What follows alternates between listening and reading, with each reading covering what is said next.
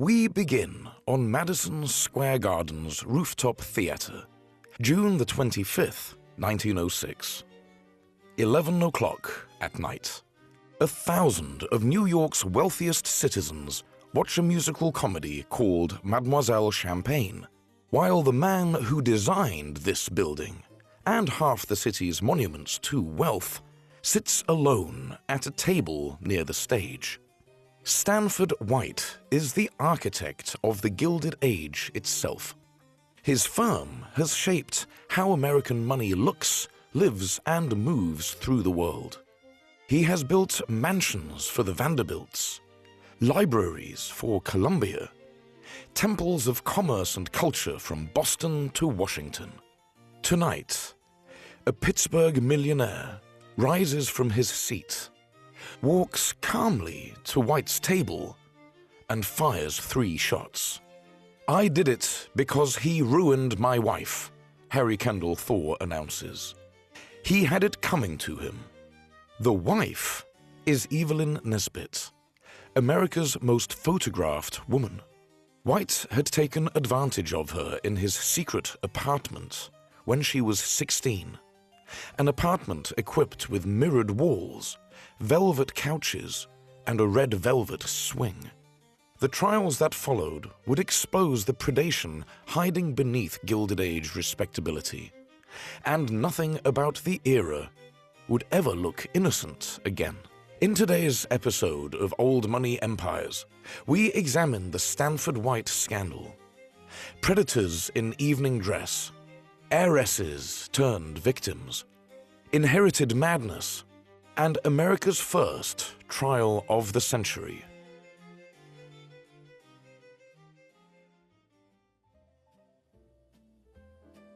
In 1890, Stanford White occupied the precise center of American taste. The firm he co-founded, McKim, Mead & White, had received nearly 1,000 commissions in just over a decade. They designed the buildings where power conducted its business. The Boston Public Library, Columbia University's library, the Century Association, Rhode Island's state capitol. Along Fifth Avenue, they built urban palaces for the Vanderbilts, Astors, Whitneys, and Pulitzers. White's personal triumph that year was Madison Square Garden II, a Moorish Spanish fantasy crowned by a tower that stood as New York's second tallest structure. Atop it revolved Augustus St. Gaudens's 18-foot copper Diana, nude and gilded, her bow drawn toward downtown Manhattan. Searchlights illuminated her after dark. She became the most famous sculpture in America. White kept an apartment inside that tower, with a view of his golden goddess from his bedroom window. His creative energy astonished everyone who encountered it. One assistant recalled how White would tear into your alcove, perhaps push you off your stool with his body while he reached for pencil and tracing paper, and in 5 minutes make a dozen sketches. A visitor described his Gramercy Park home as the cave of an ancient conqueror with all his spoils piled up around him, a heterogeneous mass of priceless books, paintings, draperies, all in a careless disorder. Red-haired and over 6 feet tall, White moved through elite Manhattan like weather, impossible to ignore, impossible to resist. He decided what American wealth should look like, and American wealth paid handsomely for the education. The firm's influence extended far beyond individual buildings. Their work at the 1893 Chicago World's Fair helped launch the City Beautiful movement that reshaped American urban planning for decades.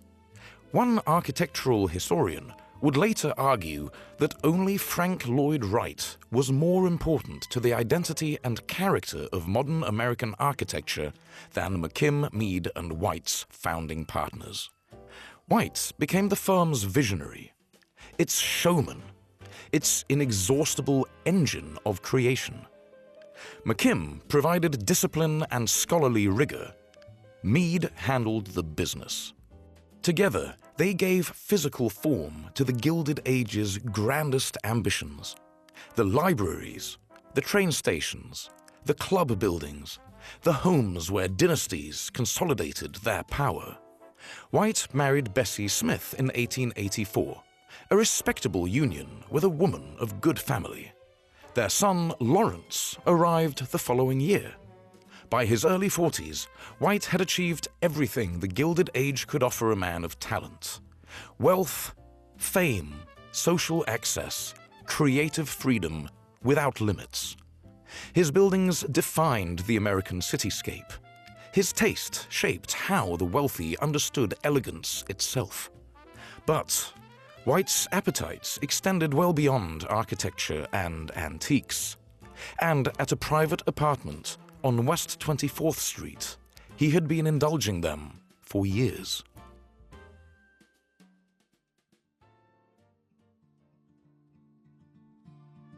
Stanford White was born on November 9, 1853, into a New York family rich in connections but modest in fortune.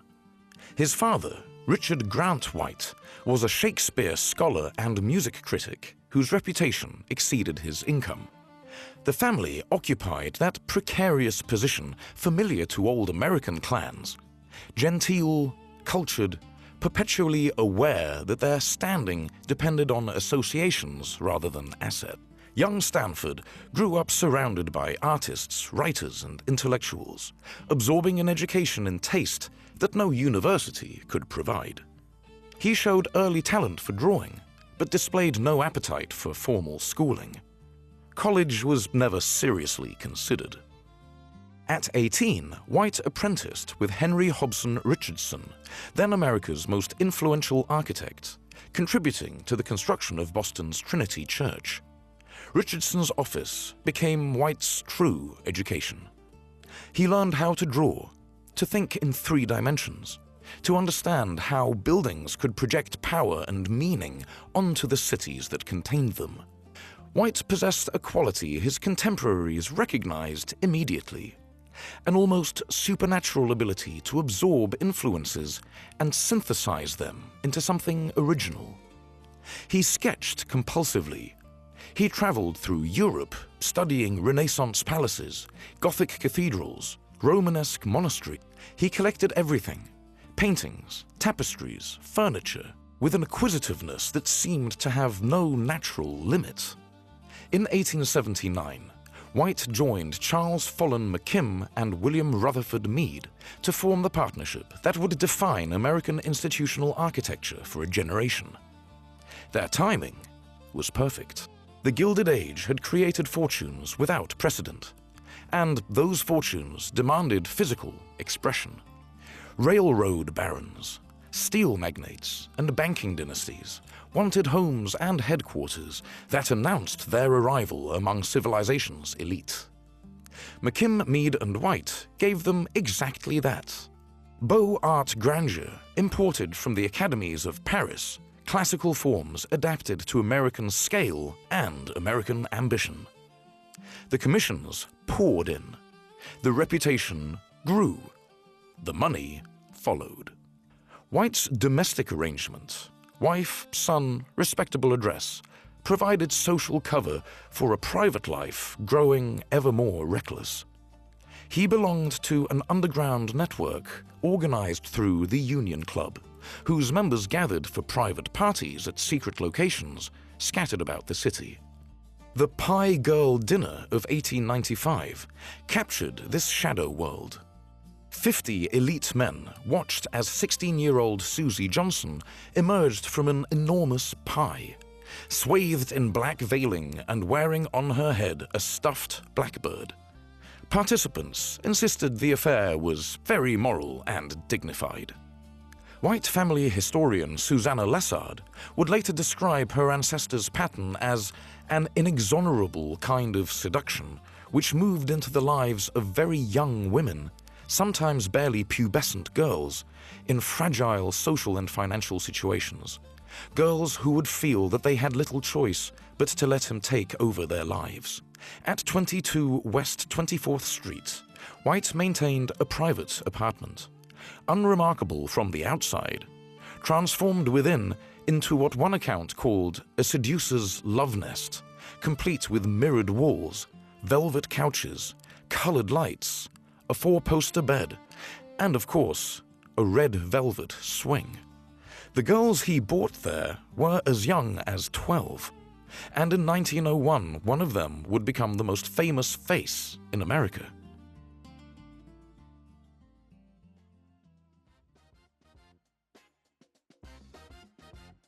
Florence Evelyn Nesbit was born Christmas Day, 1884, in Tarentum, Pennsylvania, a small town near Pittsburgh.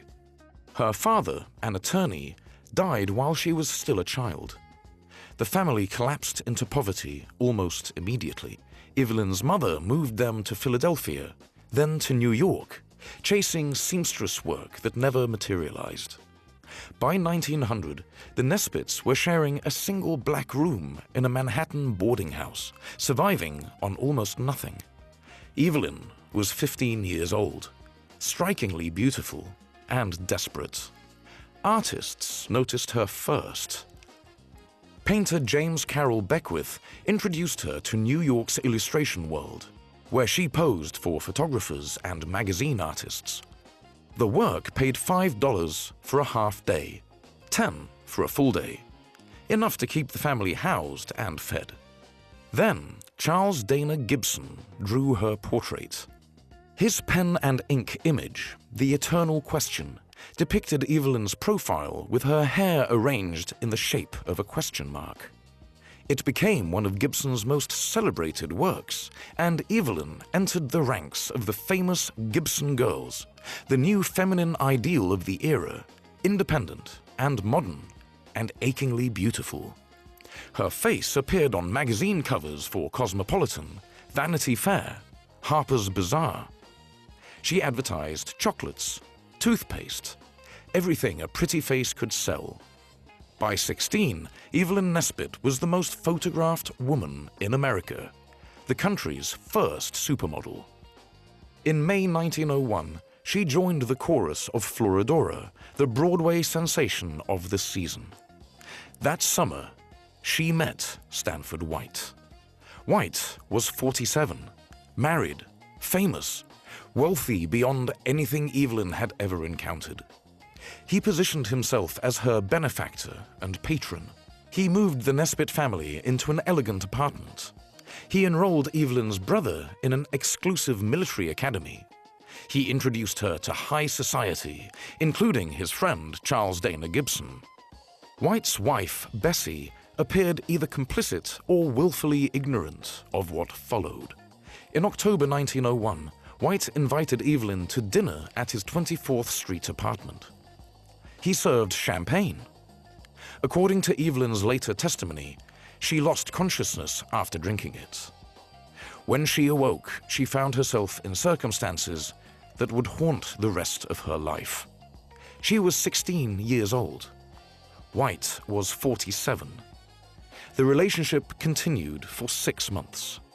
What the record shows clearly is that White kept a little black book containing names of other young women he was simultaneously pursuing. The affair ended in 1902. White arranged for Evelyn to attend boarding school in New Jersey, removing her from his orbit when convenient. But another man had been watching Evelyn Nesbit with growing obsession. A Pittsburgh heir whose family fortune had spent years concealing his violent instability.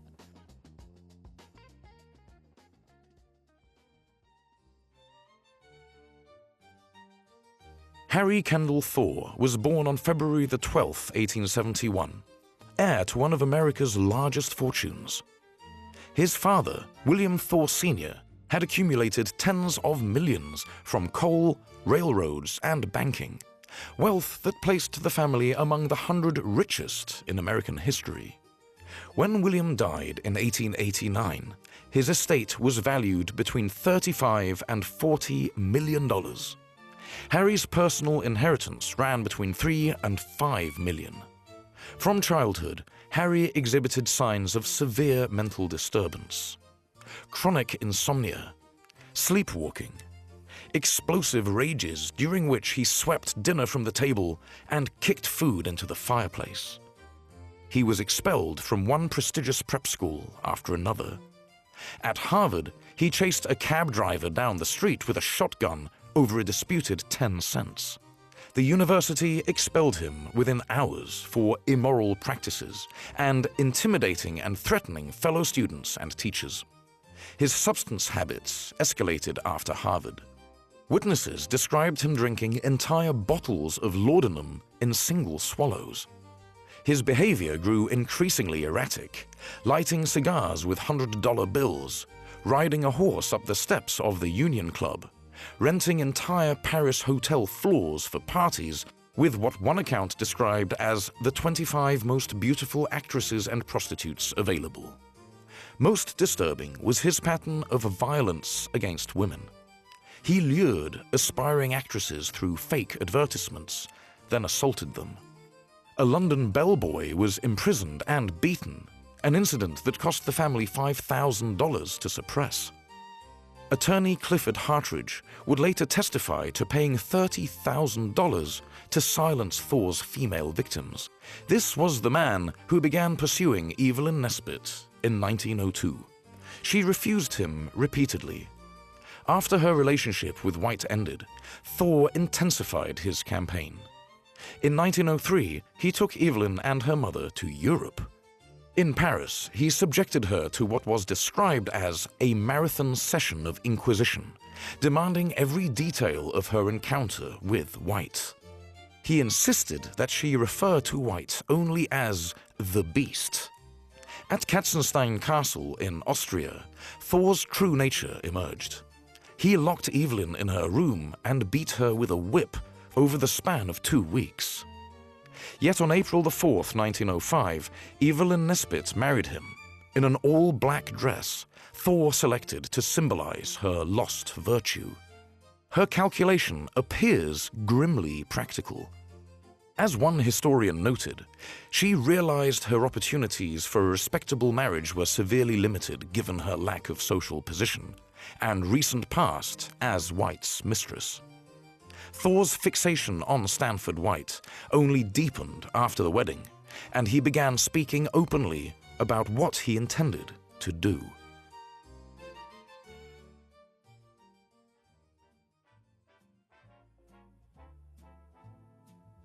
The murder happened at 11:05 p.m. on June the 25th, 1906, inside the building Stanford White himself had designed.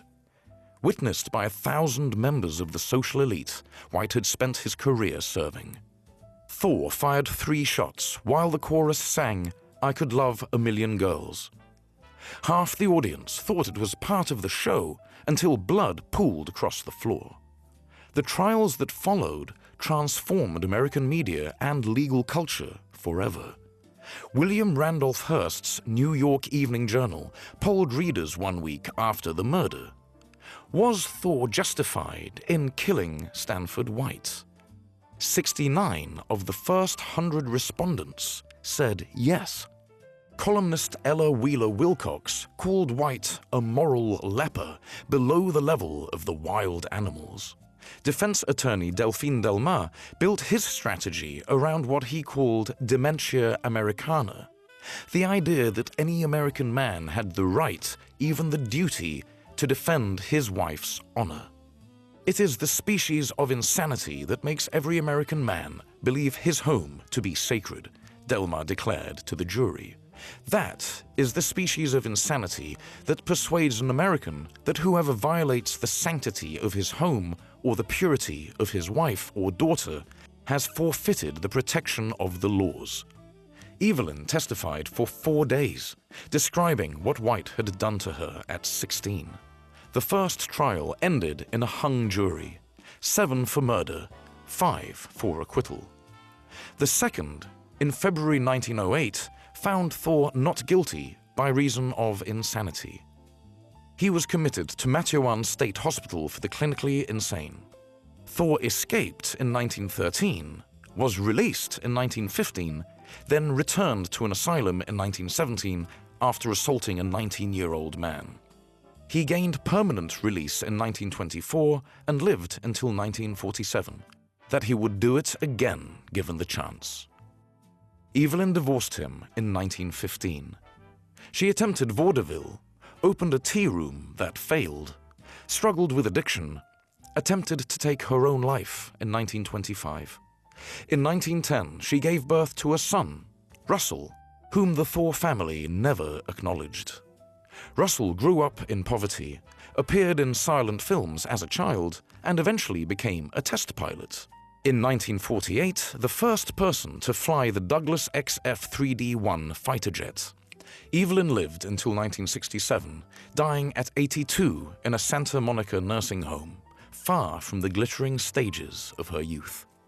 Mark Twain, who knew White personally, observed that the architect had been eagerly and diligently and ravenously and remorselessly hunting young girls to their destruction for years, and everyone in New York society knew it. The trial merely forced into the open what polite company had long preferred to ignore. The Stanford White scandal did not end the Gilded Age. Economics and politics would handle that. But it ended the era's innocence. It forced Americans to see that the men who built their libraries and concert halls had also built elaborate systems for exploiting the vulnerable. The gleaming facades had always concealed rot. White's buildings still stand across American cities: the Washington Square Arch, the Judson Memorial Church, the Gould Memorial Library. Madison Square Garden, too, scene of his murder, was demolished in 1925. His secret apartment at 22 West 24th Street collapsed in 2007. The red velvet swing is long gone. And now we'd love to see you in the comments. Did you know about the Stanford White scandal before this video? And does it change how you see Gilded Age architecture? We look forward to hearing from you below, and thanks for joining us for another episode of Old Money Empires. Cheers.